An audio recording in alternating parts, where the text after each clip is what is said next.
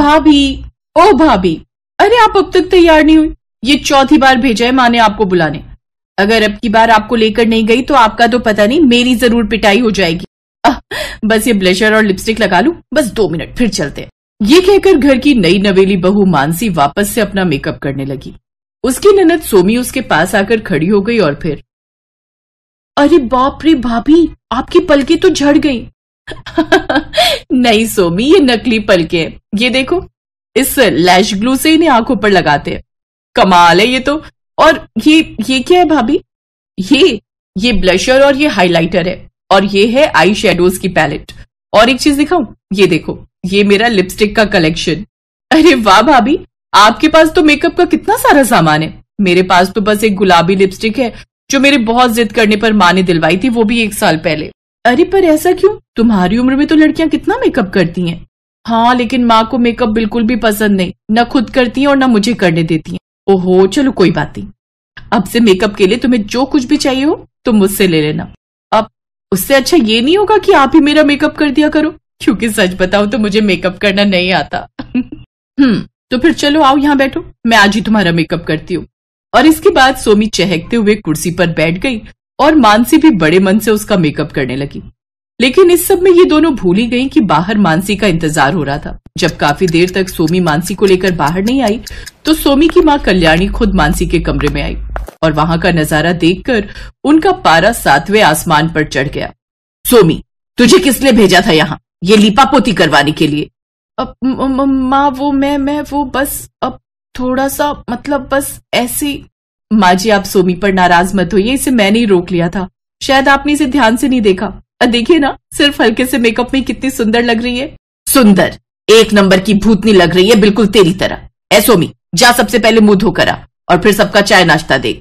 अपनी माँ की फटकार सुनकर सोमी सहम गई और चुपचाप मुंह धोने के लिए चली गई। उसके वहां से जाते ही कल्याणी ने मानसी से कहा, खबरदार जो आइंदा कभी मेरी बेटी को अपने जैसा बनाने की कोशिश की तो। क्यों माँ जी, मेरे जैसा बनने में क्या बुराई है? कोई एक बुराई हो तो बताऊं भी। घर के सारे काम छोड़कर ये लाली लिपस्टिक लगाने में लगी रहेगी, तब तो बस गई इसकी गृहस्थी। तुम्हारा क्या है, बड़े बाप की बेटी हो तो जितना चाहे खर्च करती होगी अपने इन लाल पीले नीले डिब्बों पर, लेकिन हमारे घर की लड़कियों को हमने हमेशा से यही सिखाया है कि जितनी चादर हो उतने ही पांव पसारने चाहिए। लेकिन माँ जी, बस, मुझे तुमसे बहस करने का कोई शौक नहीं है। बाहर मोहल्ले की औरतें घंटे भर से इंतजार कर रही हैं। अगर फुर्सत मिल जाए तो दिखाना उन्हें भी अपना ये रंग बिरंगा मुंह, वरना तो कुछ देर में वो वापस चली ही जाएंगी। ये कहकर कल्याणी वहां से चली गई और उसके पीछे पीछे मानसी भी घूंघट डालकर बाहर आ गई। कल्याणी के 2 बच्चे थे, बड़ा बेटा विनेश और छोटी बेटी सोमी। विनेश और मानसी एक ही कॉलेज में पढ़ते थे और वहीं पहले दोस्ती, फिर प्यार और फिर शादी का फैसला दोनों ने एक साथ किया। कल्याणी हमेशा से इस रिश्ते के खिलाफ थी, क्योंकि उसे लगता था कि अमीर घर की लड़की उसकी छोटी सी गृहस्थी को संभाल नहीं पाएगी और ना ही विनेश उसके नखरे उठा पाएगा। दूसरी तरफ मानसी की सोच इससे बहुत अलग थी। मानसी, मैंने तुमसे पहले कहा था कि माँ के साथ तुम एडजस्ट नहीं कर पाओगी। हर बात पर ताने मारने की आदत है उनकी। देखा नहीं सोमी बेचारी को कैसे डरा धमका कर रखती है। मेरी मानो तो हम अभी से ही। नहीं विनेश, हम माँ जी और सोमी को छोड़कर कहीं नहीं जाएंगे। तुम खुद ही सोचो, हमारे अलावा उनका है ही कौन? बस यही सोचकर मैं भी चुप रह जाता हूँ। तुम्हें पता है मानसी, माँ हमेशा से ऐसी नहीं थी। जब बाबूजी जिंदा थे तो उन्हें भी सजने सवरने का बहुत शौक था, लेकिन बाबूजी के जाने के बाद रंगों से एक अजीब सी चिढ़ हो गई उन्हें। शायद कम उम्र में विधवा हो जाने का जो दुख मेरी माँ ने झेला है, उसी वजह से वो आज ऐसी हो गई हैं। कोई बात नहीं विनेश, मैं समझती हूँ और मेरा यकीन करो, मुझे माँ जी की किसी भी बात का बुरा नहीं लगा। बस अब मुझे उस दिन का इंतजार है जब मैं उनका दिल जीतकर उनके चेहरे पर मुस्कुराहट ला सकूंगी। ओफो, आज फिर आटा गीला हो गया मुझसे। अब क्या करूं? माँ जी देखेंगी तो बहुत गुस्सा करेंगी। नहीं करेंगी, क्योंकि माँ के आने से पहले ही मैं इस आटे को ठीक कर दूंगी। लाओ भाभी, मुझे दो। थैंक्स सोमी, सच में अगर तुम ना होती तो मेरा क्या होता? अरे भाभी, ये इतना बड़ा भी काम नहीं है। वैसे भाभी, आपको आज शाम को कुछ काम है क्या? आप अच्छा छोड़ो, जाने दो। अरे ऐसे कैसे जाने दो, बताओ ना, मैं बिल्कुल फ्री हूँ शाम को। क्या सीखना है आज? अब मुझे ना आईलाइनर लगाना सीखना है। मेरी सारी दोस्तें लगाती है पर मुझे ही नहीं आता। सिखा तो मैं दूंगी, लेकिन तुम्हें उसकी हर रोज प्रैक्टिस करनी होगी, तभी हाथ सेट होगा। अच्छा, तो फिर जाने दो। आज तो माँ कीर्तनों में गई है तो लगा सकती थी, पर रोज कैसे लगाऊंगी? तुम खुद को नहीं लगा सकती पर मुझे तो लगा सकती हो। क्या मतलब भाभी? मतलब ये ननद रानी कि आज से हर शाम जब माँ जी पूजा पाठ करती हैं तो मैं तुम्हें फुल मेकअप करना सिखाऊंगी, और हर सुबह जब माँ जी मंदिर जाती हैं तो तुम मेरा मेकअप किया करना। इससे तुम्हारी प्रैक्टिस भी हो जाएगी और माँ जी को पता भी नहीं चलेगा। मानसी की बात सुनकर सोमी बहुत खुश हो गई। और फिर कुछ दिनों के बाद, अरे बिमला, तूने मेरी सोमी को देखा क्या कहीं? हाँ देखा ना, तेरी बेटी को भी और तेरी बहू को भी। वो नुक्कड़ पे जो ब्यूटी पार्लर है उसी तरफ जाते देखा था दोनों को। अब बुरा मत मानना कल्याणी, दुनिया भर की बहुएं अपने ससुराल के रंग में रंग जाती हैं, लेकिन तेरे यहाँ तो उल्टी गंगा बह रही है। जैसी भाभी थी अब ननद भी वैसी बनती जा रही है। कल्याणी के लिए अब एक एक पल भारी हो रहा था। वो आज सोमी और मानसी दोनों पर बरसने वाली थी। और फिर उन दोनों के घर आते ही, आ गई महारानी। सोमी आज तो तू नहीं बचेगी, लेकिन उससे पहले जरा मैं इसके दिमाग ठिकाने लगा दूं।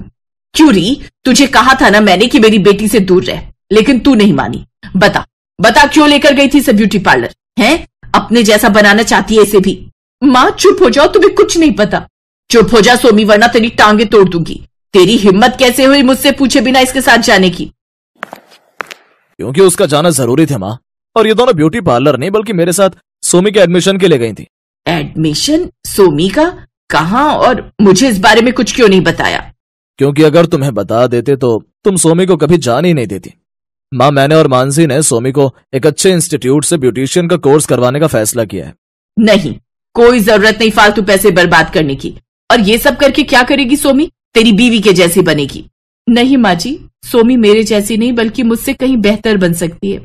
ये देखिए, शहर में पिछले महीने जो मेकअप कंपटीशन हुआ था उसमें सोमी फर्स्ट आई है। बड़े बड़े मेकअप आर्टिस्ट को पीछे छोड़ दिया इसने, वो भी तब जबकि इसके पास कोई प्रोफेशनल डिग्री नहीं है। और तभी उसके हाथों को थामते हुए सोमी ने कहा, माँ मैंने ये सब आपसे छुप कर किया, उसके लिए मुझे माफ कर दो। लेकिन सच तो यह है माँ कि मैं भाभी जैसी कभी बन ही नहीं सकती, क्योंकि वो लाखों में एक है। वो मेरी भाभी भी हैं, दोस्त भी हैं, और शायद वैसी माँ भी जिसकी मुझे हमेशा से जरूरत थी।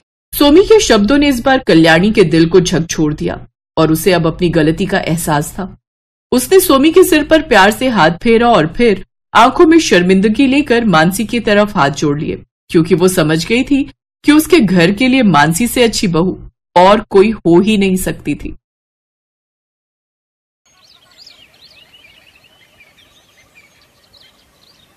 अरे माला, जल्दी करना, देर हो रही है। बस भाभी आ गई, मैं जरा चप्पल पहन लूं। जल्दी आ जा, नहीं तो तेरे भैया गुस्सा करेंगे। आ गई भाभी। भाभी, आज साइकिल पर पीछे मैं बैठूंगी। अच्छा दादी, और मैं कहाँ बैठूंगी? आप आगे बैठ जाओ ना, जैसे मैं बैठती हूँ। हट पगली, साइकिल पर आगे छोटे बच्चे बैठते हैं, बड़े नहीं। ये कहानी है माला और सरिता की। माला और किशन भाई बहन थे। कुछ साल पहले एक हादसे में माला के माता पिता की मौत हो गई। तभी से किशन ने माला की सारी जिम्मेदारी उठा ली। माला को माँ और भाभी का प्यार मिले, इसलिए किशन ने सरिता से शादी कर ली। सरिता ने भी माला को अपनी बेटी ही मान लिया। वो माला पर जान छिड़कती थी। उस दिन किशन, माला और सरिता गांव में ही एक शादी में जा रहे थे। फिर शादी में खाना खाते हुए, भाभी ये दुल्हन ने क्या पहना हुआ है? ये लहंगा है। अब तेरे पास भी तो है वो हरा वाला। नहीं, लेकिन ये तो उसके जैसा बिल्कुल नहीं है। क्योंकि ये दुल्हन का लहंगा है और बहुत महंगा भी आता है। अच्छा, तो कितने का मिलता है ये वाला लहंगा भाभी? अरे तू ऐसे क्यों पूछ रही है? जब मेरी शादी होगी ना तो आप मुझे ये लेकर दोगी? हाँ हाँ, क्यों नहीं दूंगी। मेरी लाडो दुल्हन बनकर कितनी सुंदर लगेगी। कितनी अच्छी हो भाभी आप।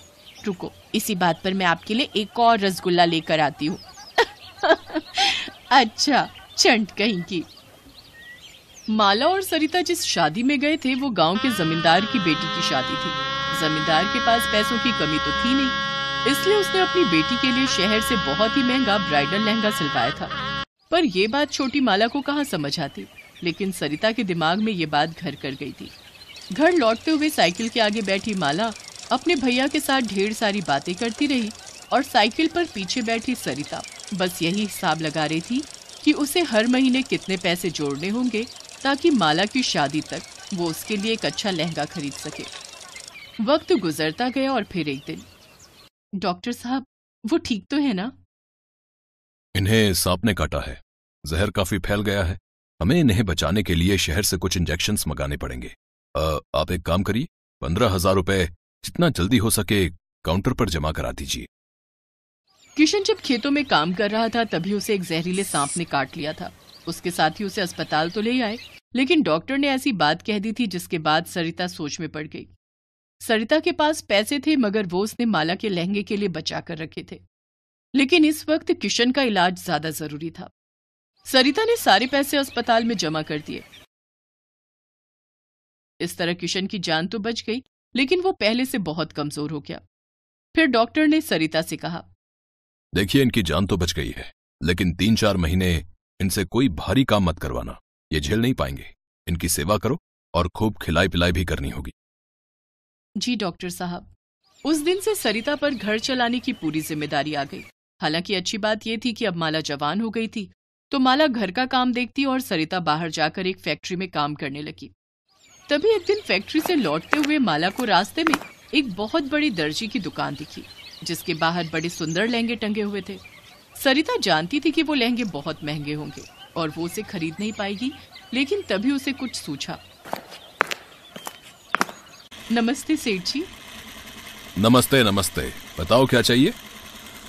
नहीं सेठ जी, मैं कुछ खरीदने नहीं आई हूँ, मैं तो काम मांगने आई हूँ।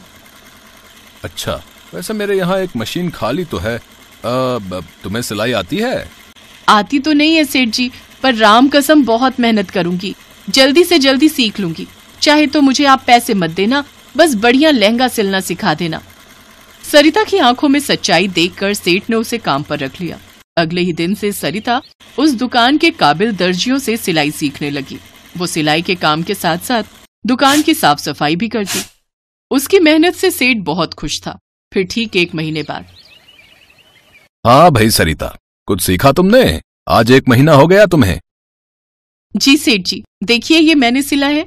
सरिता के हाथों में एक बहुत ही प्यारा लहंगा था। उस लहंगे को देखकर सेठ बहुत खुश हुआ और फिर कुछ सोचकर बोला, सरिता ये तो बहुत बढ़िया है, मगर इसमें कढ़ाई का काम थोड़ा कम होना चाहिए था। उससे क्या होता है कि एक तो तुम्हारी मेहनत भी कम लगती और हम इसे थोड़ा सस्ता भी बेच सकते थे, और दूसरी बात की डिजाइन भी खिलकर आता। जी, मैं आगे से ध्यान रखूंगी। ऐसे ही मेहनत करती रहो, और ये लो तुम्हारी पहली पगार। इतना कहकर सेठ ने सरिता के हाथों में 10,000 रुपए रख दिए। सरिता को इसकी उम्मीद नहीं थी। उसने फौरन घर के लिए ढेर सारा राशन खरीद लिया। इधर किशन भी अब ठीक हो चुका था और अपने काम पर भी जाने लगा। इस बीच माला की शादी तय हो गई, लेकिन माला जानती थी कि उसके भाई भाभी कितनी मुश्किलों से घर का खर्च चला रहे थे। उसकी बचपन से बस एक ही ख्वाहिश थी कि वो अपनी शादी में बढ़िया लहंगा पहने, लेकिन बचपन की जिद को जवानी की समझदारी ने दबा दिया। उसने अपना मन मार लिया और किसी से कुछ नहीं कहा। ऐसे ही कुछ और वक्त बीता और फिर माला की शादी का दिन भी आ गया। माला, माला, दरवाजा खोल जल्दी। जी भाभी। देखो भाभी, ये साड़ी मुझ पर जच रही है ना? सुंदर लग रही हूं ना? अरे पगली, इतनी बड़ी भी नहीं हुई कि अपनी भाभी से कुछ छुपा पाए। सेठ जी अंदर आ जाइए, ये है मेरी गुड़िया। शादी बहुत बहुत मुबारक हो बेटी। शुक्रिया सेठ जी। खुश रहो, और ये लो, ये तुम्हारी भाभी की तरफ से तुम्हारे लिए तोहफा।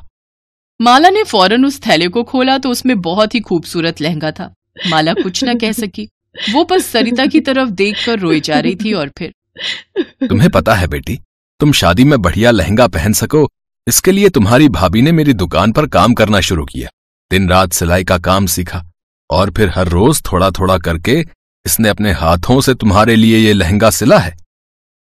पर सेठ जी, आपके बिना ये मुमकिन ना हो पाता। अरे मैंने तो सिर्फ तुम्हें कपड़ा दिया, लेकिन तुमने अपना सब कुछ दे दिया इसमें। ये लहंगा सच में अनमोल है।